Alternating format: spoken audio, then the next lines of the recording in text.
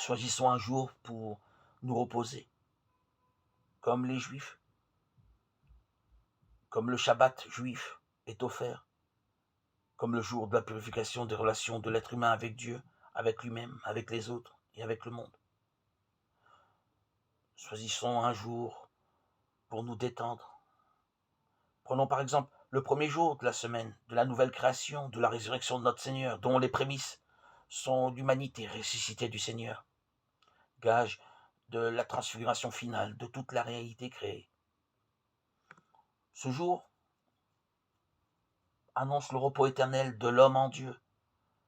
De cette façon, la spiritualité chrétienne intègre la valeur du loisir et de la fête. L'être humain tend à réduire le repos contemplatif au domaine de l'improductif ou de l'inutile en oubliant qu'ainsi il retire à l'œuvre qu'il réalise le plus important, son sens.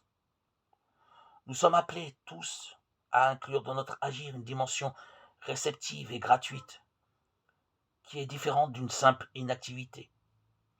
Il s'agit d'une autre manière d'agir qui fait partie de notre essence.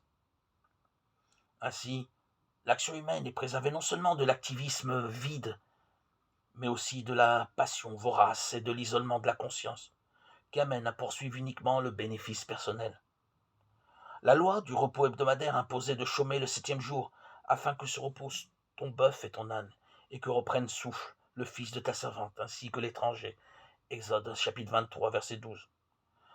En effet, le repos est un élargissement du regard qui permet de reconnaître à nouveau les droits des autres. Ainsi, le jour du repos qu'on aura choisi pourra répandre sa lumière sur la semaine tout entière. Et ce jour, pourquoi pas le premier jour de la semaine où notre Seigneur est ressuscité, nous poussera ainsi à intérioriser la protection de la nature et des pauvres,